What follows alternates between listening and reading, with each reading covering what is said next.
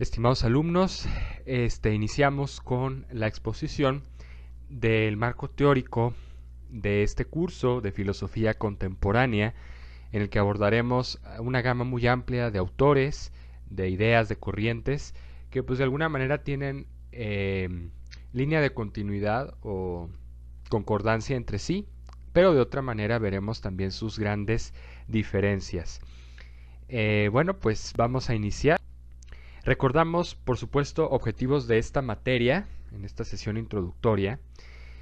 Primeramente, destacar que buscamos conocer y comprender el periodo y a los principales exponentes del pensamiento contemporáneo, tanto el periodo, que es más o menos de 2 siglos y cachito, con lo que llevamos también del siglo XXI, y los principales exponentes. Exponentes quiere decir aquellos que han ostentado, que han influenciado el pensamiento con algunas de sus ideas, de sus aportaciones, sea en el plano filosófico. Otros autores veremos que se concentran más en el plano científico, cientifista, de las ciencias modernas o contemporáneas, pero bueno, de alguna manera todos tendrán algún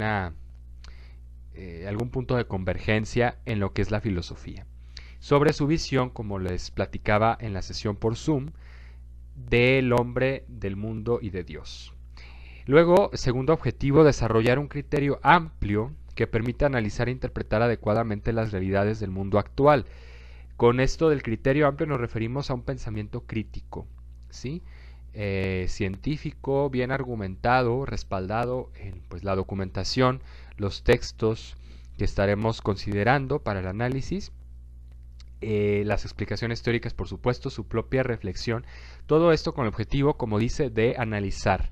Analizar significa como diseccionar, ¿no? Separar, como lo que hace un médico, un cirujano a la hora de operar, que va pues separando lo que está quitando de un órgano o va acomodando todo para que pues tenga solución un problema o se sane una parte del cuerpo. De esta manera también nosotros tenemos que entenderle el pensamiento, una operación quirúrgica, o sea, tratar de descomponer cuáles son las bases, sí, con criterio, con sentido crítico, para poder interpretar adecuadamente las realidades del mundo actual, ver de qué manera esos presupuestos filosóficos, esas ideas, esas corrientes han impactado a la mentalidad de la gente, de las sociedades, de todos los ámbitos de la vida, la economía, la política, la cultura, tratar de identificarlas, tenerlas como que a golpe de vista algunas, otras no será tan fácil, pero poder pues advertir cuáles son esas ideas que están de base o trasfondo a los problemas, a las situaciones de cómo se va viviendo en cada época. Tercer objetivo, potenciar la habilidad argumentativa para enfrentar las ideologías dominantes y promover un diálogo, que me faltó ahí imponer en el texto, un diálogo de tipo constructivo. Si no buscamos destruir, demeritar, caricaturizar, por supuesto, a ninguno de los filósofos, como a veces se ha intentado, que algunos que no van con nuestra línea, con, digamos, por decirlo así, nuestra visión católica o institucional, pues separarlos, hacerlos a un lado. No, tratar de rescatar, tratar de aprovechar todas aquellas ideas, aportaciones que tienen, que todos los autores veremos que nos dan, sin ridiculizarlos, sin fragmentarlos, sino tratar de dar la visión más precisa, pero también emitiendo una crítica basada en argumentos. Argumento quiere decir pues algo que está sustentado, que se puede probar o que tiene evidencia, ¿sí? En la cual nos estamos basando. Capacidad de argumentar para poder defender y criticar con pues justicia. Sí, de eso se va a tratar nuestro curso. Sobre todo veremos autores, pues como les decía al principio, muy variados, algunos un tanto confusos, no fáciles de entender, hacen sistema de un presupuesto filosófico y pues sí, nos llevan a ciertos límites, a ciertas pues horizontes que muchas veces nos pueden hacer no parecer que nos estamos desviando, que nos estamos autodestruyendo en el sentido de una crítica filosófica, pero bueno, vamos a tratar de llevar esto con la mayor delicadeza, cuidado posible. Ideologías dominantes se refiere pues voy a explicar lo que es la palabra ideología, muchos ya la conocen, quizá para otros sea nueva, o nos suene, ¿verdad? Decir, las ideologías políticas, partidistas, o la ideología de género, no sé, tantas que pueda hoy en día haber en boga. Ideología se refiere del griego a eidos, el prefijo eidos, la raíz de esta palabra en griego significa forma. Forma, idea, pensamiento, ¿no? Interpretación. Y logos, pues es razón, ¿verdad? Estudio, tratado de algo. Entonces es la razón, el estudio, la manera en que una idea, una manera de pensar, ¿sí? Un aspecto de la realidad se da a conocer, se promueve o se difunde. Y estas son las ideologías que pueden ser también de diferente naturaleza, y políticas, económicas, culturales, filosóficas. Veremos que hay ideologías en la filosofía que se separan un tanto de una visión completa e integral de la filosofía, bueno, la filosofía católica, por hablar en sentido más amplio, que es la que integra mejor todos los aspectos de las áreas de estudio que son el hombre, el mundo y Dios, ¿verdad? Y veremos otras como el materialismo científico, histórico, de cualquier denominación o especie, que pues sí fragmentan, sí se salen un poquito de esa línea de integralidad para dedicarse solamente al aspecto material de la vida y del hombre. Por lo tanto, Dios quedaría fuera. Pero veremos de qué manera pues aciertan en algunas cosas y en otras cometen unos errores y unas deficiencias que, bueno, pues hay que advertir, hay que identificar para poder juzgar, para poder interpretar mejor los acontecimientos que se derivaron de ahí. Bueno, vamos a considerar, como les hice en la sesión por Zoom introductoria, algunas cuestiones básicas de cada periodo que veremos en este curso, para tener pues todo el marco contextual, ¿verdad?, de referencia y abordar adecuadamente los autores. Siempre vamos a estar analizando pensamiento, ideas, aportaciones de cada autor o experiencias, vivencias que plasmen sus escritos a la luz también de los acontecimientos, les decía yo, que están sucediéndose, que él como hombre de su época, el filósofo, está experimentando, está viviendo y a la cual trata de dar respuesta, trata de arrojar alguna luz, alguna reflexión, o bien sea para bien o para mal, ¿verdad? Favoreciendo una idea, un pensamiento, una situación o alejándose de ella.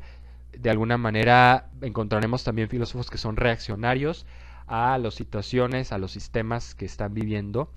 Ya les digo, de cualquier naturaleza, sea cultural, político, económico, algunos más, otros menos, ¿no? Veremos también, empataremos a estos autores, como les pasé en el subsidio de textos selectos por autores, que algunos pues influirán también más o menos en otros que son más bien literatos o escritores, periodistas, etcétera, que se dedicarán pues a expresar la vida como la ven en su contexto, pero estarán haciendo eco o viéndose influenciados por las filosofías predominantes en cada época. Bueno, iniciamos con una introducción al periodo contemporáneo que, como les comentaba en la clase, empieza o la enmarcamos como punto de inicio a partir de la Revolución Francesa, cuya fecha es de 1789, ¿sí?, que va a detonar una serie de procesos,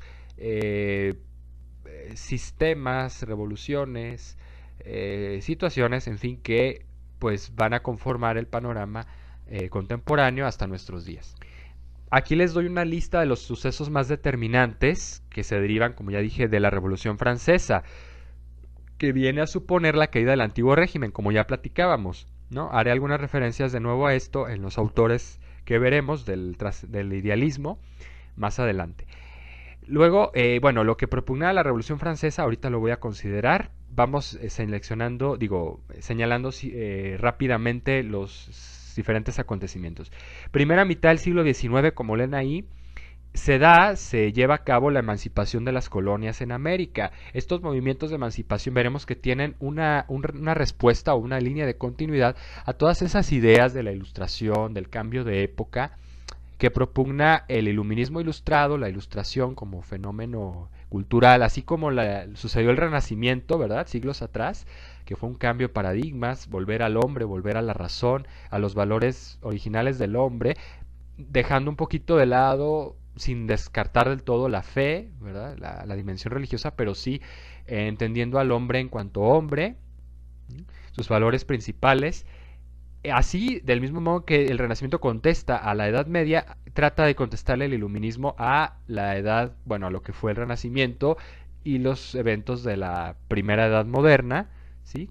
En lo que se da pues el declive de las monarquías y se piensa ya más en función de la soberanía del pueblo. Acuérdense que señalábamos tres valores fundamentales que eran libertad, igualdad y fraternidad. Esos son los emblemas de esta revolución. Y que por supuesto van a tener repercusiones en la filosofía, en la cultura y demás. Y en los movimientos de emancipación, que es la independencia de las colonias, ¿sí? Primero será Estados Unidos, que estará a la vanguardia de esta emancipación por parte de los colonos británicos, y luego ya Estados Unidos mismo influirá en toda la emancipación de las colonias en América Latina, ¿sí? Pero antes es una situación interesante que justo la independencia estadounidense en 1776 se dé antes, años antes de la Revolución Francesa, del estallido de este suceso, de este cambio en Europa, de esta estructura política que van a ser las monarquías, pasar a un sistema semi-parlamentario o semi-monárquico, ¿verdad? Una especie de transición que en algunas naciones será más marcado que en otras, ¿sí? Luego tenemos consolidación de la revolución industrial. Esto también será un fenómeno que tendremos que analizar, contexto circunstancial, que nos permitirá entender mejor el surgimiento de ciertas filosofías de tipo a lo mejor materialista o existencialista o nihilista también, ¿no? Que tendrán su precedente en la filosofía, por ejemplo, empirista, la escuela empirista, o sensitivista. Ya espero que estos conceptos más o menos les suenen.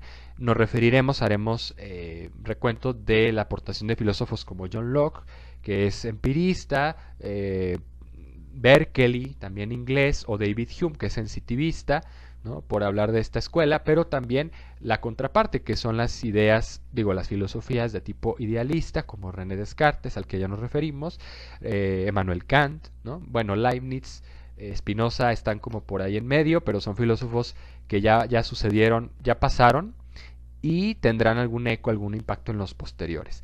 Entonces, revolución industrial que supone también un cambio, un avance tecnológico muy vertiginoso para la sociedad, que tendrá repercusiones importantes en el pensamiento. Será como un caldo de cultivo, vamos a decir, una situación, un contexto que permitirá que se sucedan, que surjan nuevas ideas en el ámbito filosófico. Luego, el surgimiento de movimientos sociales en Europa se deriva directamente de esta revolución. Luego hablaremos de un cambio, una especie como de vuelta atrás en el tiempo, de búsqueda de valores fundamentales, por eso se llama romanticismo, como que es volver a evocar situaciones pasadas, ¿sí? Y esto denominará, dará luz el romanticismo como movimiento artístico literario. Les decía, sobre todo aquellos que están tomando esta clase, que estudian música o artes o letras, pues que les moverá también a identificar qué aportaciones tuvieron los filósofos de esta época a los ámbitos concretos de la música, de las artes, de la pintura, etc.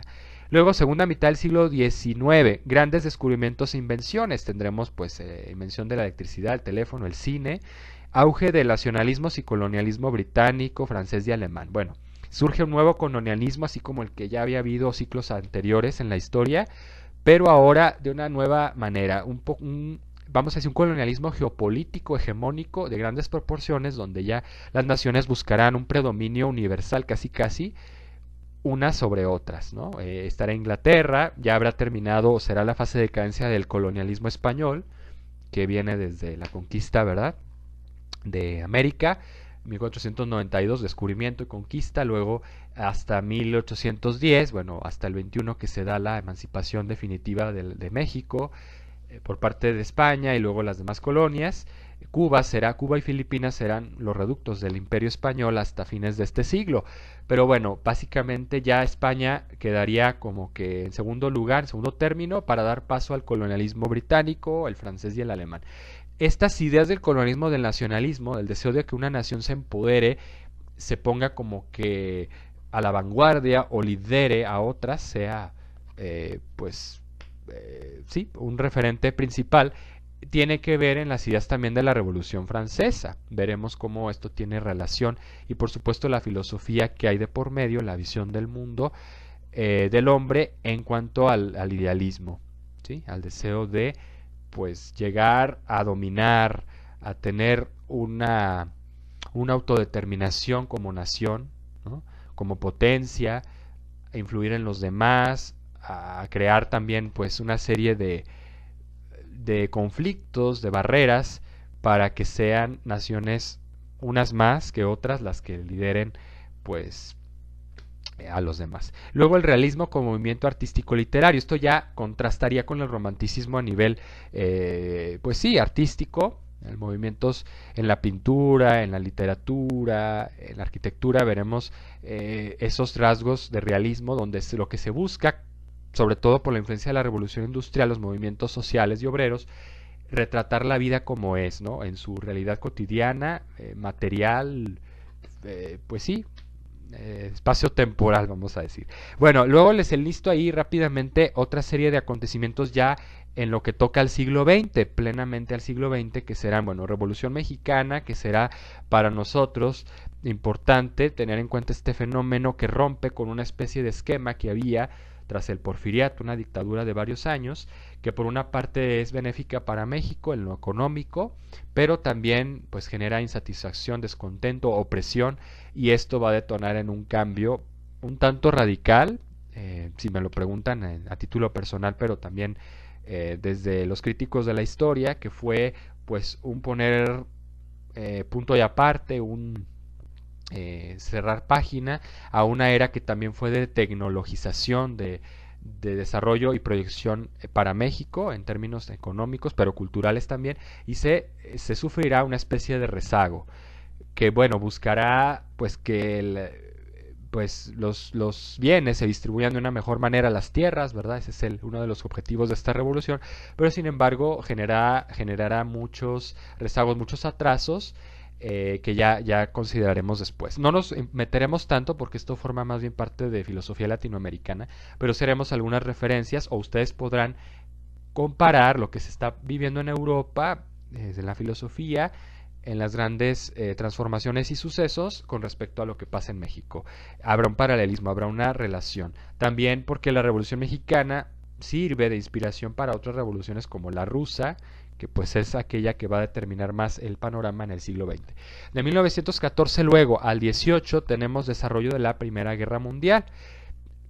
En medio de este periodo coyuntural de esta guerra, se va a detonar o de estallar la Revolución Rusa, ¿no? 1917. Para el 24, toda esta revolución va a gestar una serie de cambios, de nuevos paradigmas en la visión política de muchas naciones, sobre todo con la fundación de la Unión Soviética, la Unión de Repúblicas Socialistas Soviéticas, que fue el gran imperio político geopolítico, pero también la mayor catástrofe geopolítica del siglo pasado, ¿no? Perduró casi todo el siglo, hasta 1991, pero bueno, llegaremos a ese momento.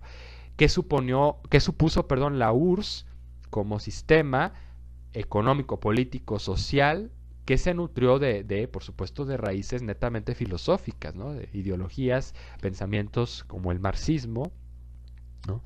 Científico, histórico, que también vamos a hablar de cuáles presupuestos toma de la filosofía idealista, que también tiene mucho que ver. Es interesante, les digo, analizar cada uno de estos acontecimientos a la luz del foco o de la perspectiva filosófica. Luego, 1929, Gran Depresión Económica detonada en Estados Unidos, tras la prosperidad y el estado de bienestar obtenido en los años 20, pues se llega a una crisis, a un punto de inflexión en el 29 y toda la década de los 30, que también en los países europeos otra vez se va gestando la tensión por el auge del nacionalsocialismo, de la ideología nazi, Y en el 39, pues ya esto supondrá el inicio de la Segunda Guerra Mundial, ¿no? Surgen diferentes facciones, visiones de la política, de la nación, que se vienen cultivando desde el siglo XIX, lo veremos con los nacionalismos, y que vienen a enfrentarse. Están las ideologías de derecha o conservadoras, puritanas, como el nacionalsocialismo, ¿no? La ideología de la raza aria, el fascismo italiano o español, la búsqueda de los valores originales de las grandes civilizaciones anteriores, que vuelvan a emerger, que vuelvan a estar como que a la cabeza en la hegemonía mundial, que también van a suponer un estado de opresión, y luego el comunismo, ¿no? El marxismo. Bueno, el desarrollo de la Guerra Fría tras el fin de la Segunda Guerra Mundial, del 45 hasta el 90, un gran periodo que abarca varios años, varias décadas, ¿sí? 45 años más o menos, de enfrentamiento a nivel geopolítico mundial por dos grandes facciones que se dan: Occidente, el capitalismo, y Oriente con el comunismo, ¿sí? Dos visiones del mundo, del hombre, dos paradigmas que van a estar nutriéndose o van a estar en medio de una reflexión filosófica también muy interesante, que tendrá diferentes matices, ¿verdad? Bueno, veremos cómo se inspiran o cómo influyen tanto los acontecimientos como la filosofía en estos puntos. Bueno, luego 1968, la oleada de movimientos reivindicativos a nivel internacional, sociopolíticos, culturales, fundamentalmente, la revolución sexual, cambio de paradigmas de los valores y pues de la humanidad, del hombre en sí mismo como sujeto racional o espiritual, y se vuelve un tanto degradante o fragmentario, porque esta revolución va a proponer pues ahora sí la instauración de un relativismo donde pues nada es verdadero, ¿no? Nada se debe tomar como verdad absoluta o principio per se dado, sino todo es discutible, todo es cambiante, es una evolución constante. Veremos que estos movimientos de la revolución del 68 van a estar inspirados o van a tener sus antecedentes más lejanos en la filosofía idealista también, que vamos a empezar a ver. Del 89 al 91, pasan varios años,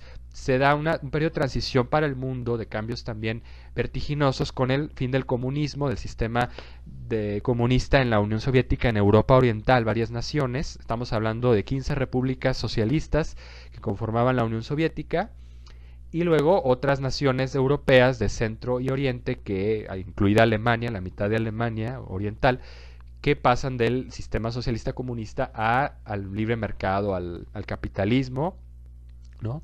A la democracia otra vez. Caída del muro de Berlín y del sistema o del aparato comunista en Europa y Rusia. Luego, en los años 90, veremos el apogeo del liberalismo económico y la globalización, ya temas que nos suenan un poquito más a nuestros días, a nuestro 2021, ¿verdad? Que van a estar precisamente conformando toda la nueva visión, el nuevo paradigma que vamos a vivir ya en esta época. Del 2001, inicio del milenio, el tercer milenio en adelante, pues se dará una serie de acontecimientos, de situaciones que se enmarcan, vamos a decir, aquí doy un título que es terrorismo internacional. ¿Por qué? Porque son una serie de situaciones como que con las que vamos a tener que aprender a convivir. Será como una problemática política que va a estar presente y que va a determinar muchas veces las relaciones entre los países. Va a gestar nuevas guerras, nuevos conflictos, pero también nuevas necesidades de, como estamos viendo actualmente en muchos políticos, inclusive en la misma iglesia, la necesidad de conciliar a los hombres, de buscar una paz más estable, más duradera, ¿no? El Papa Francisco también está en esta postura de trazar puentes, trazar acuerdos, no solamente religiosos en el ámbito de las religiones, sino también en la política, para volver a hermanarnos los seres humanos y evitar estar siempre en constante dialéctica, conflicto, sea por ideología, por religión, por diferentes visiones de la vida, que pues no nos permitan salir de ese estado como de alerta, de defensa, que pues ha determinado este terrorismo a escala global. Luego la década del 2000 pues será desarrollo de nuevas tecnologías, también digitales, ¿no? El ámbito de los más media, pero también supondrá una crisis del hombre, de los derechos humanos y del medio ambiente, crisis ecológica, que bueno, ya si da tiempo, porque esperemos llegar hasta el fin de este curso a tocar estas temáticas y a cómo la filosofía nos va ayudando a dar respuesta, a dar posibles soluciones a los problemas actuales. Vamos ahora a considerar bloque por bloque todos los apartados de este periodo tan rico, tan vasto, contemporáneo, que les decía, inicia con la Revolución Francesa, como tenemos aquí inciso A. ¿Qué supone esta situación? Volvemos un poquito atrás. La caída del absolutismo monárquico, ¿verdad? Se cae por tierra el paradigma teocéntrico, donde Dios pues se cree que más bien es que es una visión un tanto distorsionada de Dios, de que pues por derecho divino unas cuantas personas, ¿no? Unas familias pues tengan la regencia, tengan el derecho a gobernar una nación, ¿no? Se pone en tela de juicio este presupuesto que había perdurado toda la Edad Media, desde el feudalismo, y ahora se retoman los valores del hombre como ser social en una colectividad, ¿no? El hombre vuelve a sentirse parte de una sociedad en la que tiene que participar, tiene que tener ciertas garantías, derechos, libertades, que lo hagan pues igual a los otros, que se identifique con los demás y que esto permita una mayor igualdad entre los hombres.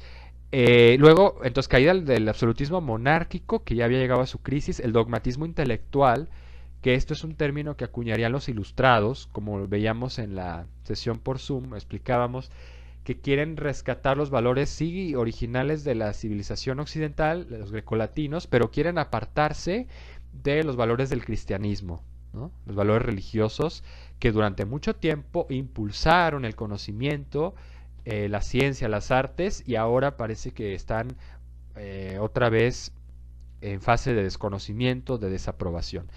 ¿Por qué? Porque esto supone pues un compromiso, ¿no? El vivir como pues criaturas, seres humanos, pero que venimos de Dios y a Dios volvemos, pues se antoja para estos pensadores como algo, como un esquema que coacciona, que no permite la libertad, el libre albedrío, o sea, como que lo ven algo opresivo y quieren liberarse de él. Entonces, a nivel intelectual también, de todos aquellos presupuestos de la ciencia que estén empatados con la fe. Esto lo veremos ampliamente en los diferentes autores.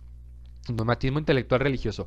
Crisis del neoclasicismo, los valores grecolatinos originales, pues serán llevados a un alcance, a un límite mucho más racionalista, mucho más, pues vamos a decir, fragmentario, ¿sí? Veremos por qué. Reivindicación de los derechos y garantías individuales, la libertad, ¿verdad? Todo lo que derivaría en las diferentes garantías. Luego, predominio de la razón y la libertad como paradigmas fundamentales, ¿no? O principios que van a estar a la base de los nuevos gobiernos, de las nuevas maneras de dirigir las naciones, hacer política, ¿no? El mismo movimiento artístico, literario, se verá nutrido por estos valores, será lo que encontremos como a la base, serán, a de cuenta, esos puntos medulares de la filosofía. Luego, movimiento filosófico que analizaremos en este periodo será idealismo absoluto, ¿sí? Heredero, por supuesto, del idealismo trascendental kantiano, que explicaremos a continuación de que estamos hablando con Kant, ¿verdad? Les pasaré por ahí una lectura para que hagamos como un resumen. Yo les explicaré algunas ideas fundamentales y ustedes tratarán de valorar, hacer una comprensión personal del tema para entender qué presupuestos están presentes en la filosofía de Kant, de Manuel Kant, y cómo van a impactar en lo posterior, cómo van a dar lugar a una evolución también del idealismo. Pensadores de este periodo, bueno, hablaremos de Kant, que será como el que abre la puerta, ¿sí? El que está como puente entre el neoclasicismo, el modernismo y la edad contemporánea o el romanticismo. Tendremos a Fichte, a Hegel, a Schelling, a Arthur Schopenhauer también. Estos estaremos considerando en este, bueno, primer apartado del curso, primer mes. Luego abordaremos fenómenos y corrientes filosóficas más importantes o predominantes. En el siguiente apartado después estoy dando nada más la guía del curso. Si se fijan, no me estoy concentrando todavía en ningún autor en particular, sino simplemente dando un recorrido general. La revolución industrial, voy leyendo rápidamente, haciendo algunas puntualizaciones. Tendremos aquí un gran avance tecnológico, ¿sí? Los descubrimientos, ¿no? En ámbito de la medicina, de la ciencia, es el periodo en que Darwin pues realiza todas sus expediciones en diferentes archipiélagos, islas, para idear o desarrollar su teoría de la evolución, ¿no? La selección natural. Tendremos que hacer referencia a esto. También tendremos a un pensador, a un científico religioso, netamente, que es el monje Gregor Mendel. Sí, él también es considerado el padre de la genética, ¿no? También hará sus aportaciones. Es un periodo en el que también ya se va desarrollando la teoría, nueva teoría, que va a dar paso después a Albert Einstein del origen del universo, del espacio, ¿sí? La teoría del Big Bang. Todo esto se va a ir tomando en cuenta. Huelgas y sindicatos, perdón, antes crisis sociales en las clases y surgimiento de movimientos reivindicativos, como las huelgas y los sindicatos, fenómenos sociales nunca antes vistos, donde ya el trabajador, el sujeto, el individuo, va tomando conciencia de quién es, de sus derechos, de sus garantías o libertades, y su autodeterminación también en cuanto al trabajo, en cuanto a su desarrollo en sociedad, y surgirán estos movimientos que estarán inspirados o serán como punta de lanza, pero también plataformas donde la filosofía materialista pues tenga amplio eco. Desarrollo del romanticismo como expresión de nostalgia por el pasado, lo consideramos generalmente un momento antes. Germen de los nacionalismos, deseo de recuperar ciertos valores que como que se están perdiendo por las revoluciones, por los cambios políticos, que se reivindiquen, que se vuelvan a tomar en cuenta de una manera moderna, nueva, diferente, ¿no? Los nacionalismos será este movimiento, las independencias de las colonias, nuevas colonias que surgirán por parte de otras potencias que querrán alcanzar el control, el dominio, la preponderancia, y luego habrá también surgimientos nacionalistas que derivarán en corrientes, en ideologías como el nacionalsocialismo, el comunismo, etc. Movimiento filosófico de este segundo periodo será el materialismo histórico y dialéctico. Dialéctica veremos que es un concepto originalmente griego, de la filosofía griega, lo manejan varios pensadores, pero será retomado para abordar nuevas cuestiones, nuevos desafíos en cuanto a lo que está pasando en esta época, y concretamente el materialismo, que es una superposición, ¿sí? Como una reacción, una contestación al idealismo absoluto que veremos primeramente, ¿sí? Pero que tendrá las bases, la estructura, el esqueleto del idealismo. De cuenta que va a ser algo bien interesante y bien contrastante, ver cómo el presupuesto de Hegel, sobre todo que es el más grande de estos filósofos idealistas, va a servir para Carlos Marx, Friedrich Engels o Ludwig Feuerbach, que son los autores que veremos, como esquema de comprensión ahora de la realidad material. Ya no vamos a hablar de la razón del pensamiento, sino del hombre, de la materia, de los cambios, ¿no? Veremos cómo estos autores se inspiran también en filósofos griegos como Heráclito, algunos que quizá ya les suenen. Haremos oportuna referencia a Heráclito, ¿no? Pitágoras. Bueno, pensadores de este periodo ya los dije: Ludwig Feuerbach, nombrecitos medio extraños en alemán, Friedrich Engels y Carlos o Karl Marx.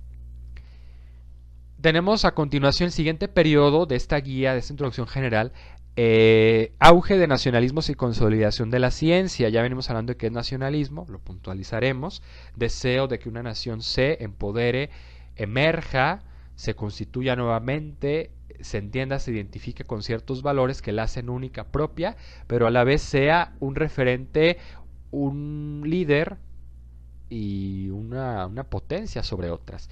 Aparición de teorías evolutivas a las que me referí de Charles Darwin. Bueno, esto tendrá que ver con el auge de estos nacionalismos, como que qué especie es mejor, es más fuerte que otra. Fíjense cómo estas teorías de orden natural impactarán en la manera de entender una nación también. Esto también tendrá que ver, todo se conectará, veremos también cómo Hegel habla de esto, o desde el ámbito más científico, empírico, Charles Darwin. Luego, avance de estudios genéticos de Gregor Mendel, es que esto ya lo mencioné, ¿verdad? Me adelanté. Invenciones tecnológicas, los descubrimientos, también me faltó mencionar la medicina. Bueno, auge, al final de siglo será el descubrimiento del uranio, de la radioactividad, ¿no? De la transformación de la energía también, los esposos Curie, franceses, por ejemplo. Está Louis Pasteur también. Bueno, diferentes aportaciones ahí que ya no sonarán. Auge de nacionalismos con el nacionalismo europeo, movimiento realista, ¿no? Que intenta plasmar la vida más natural, más real, más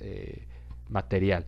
Pensadores de esta época, nos concentraremos en analizar la filosofía de Auguste Comte, padre del positivismo. Bueno, no dije movimientos filosóficos. Principales líneas será positivismo, que se nutre de materialismo y de idealismo, es como una fusión de ambas, pero una moderación en cierto aspecto.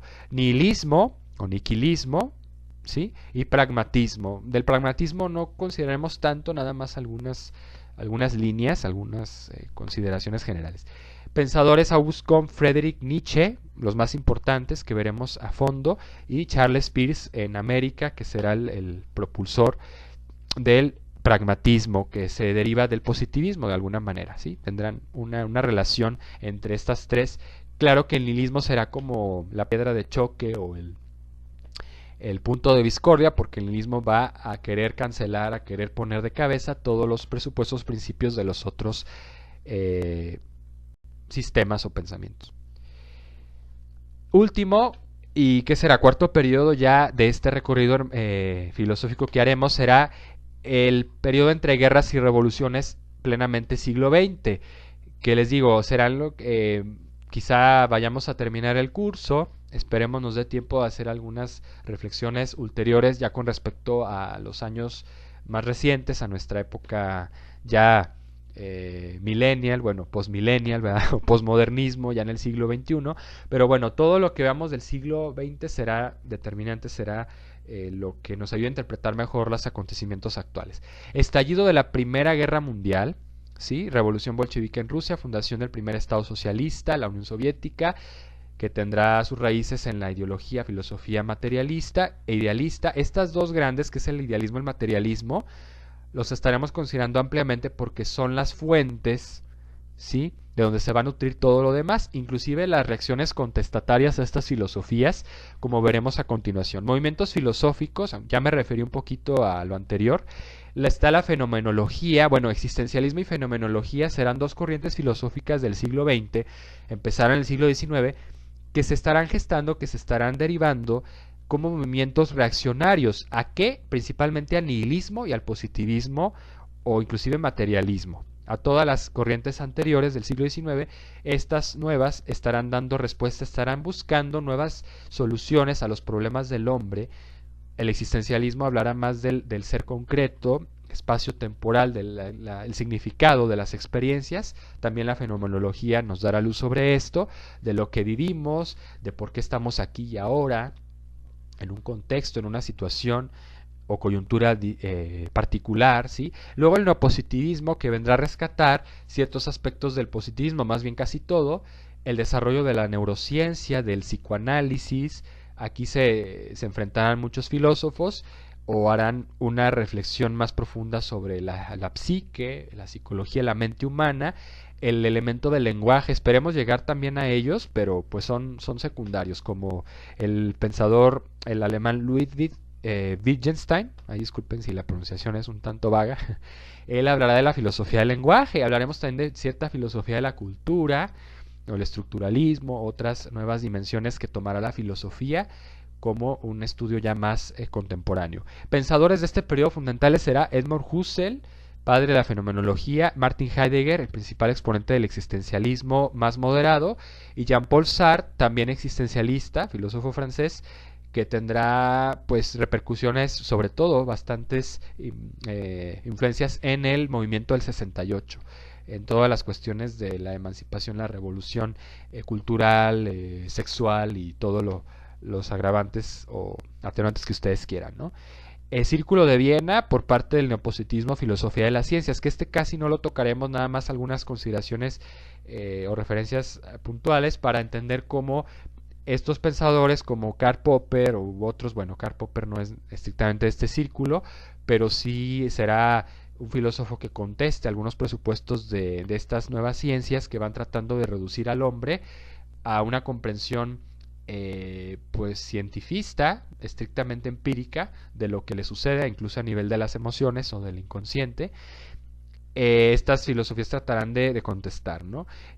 Habrá también pensadores, no me refería a ellos como los personalistas, que partirán de la fenomenología del existencialismo, como por ejemplo, bueno, ya de por sí Edmund Husserl es fenomenólogo, tiende al personalismo. Habrá filósofas como Edith Stein, una filósofa alemana, religiosa conversa del judaísmo al catolicismo, Karol Wojtyła, por supuesto Juan Pablo II, gran pensador de este periodo, Emmanuel Mounier y Jacques Maritain. Bueno, haremos referencia a todos ellos, quizá ya muy al final, pero estos serán filósofos que contesten también a toda la vorágine de ideologías, de nuevas maneras de hacer filosofía que van siendo un tanto degradantes o desintegradoras del ser humano. Bueno, hasta aquí, por no ahondar mucho más, porque pues habrá hay aspectos que puntualizar, ¿verdad?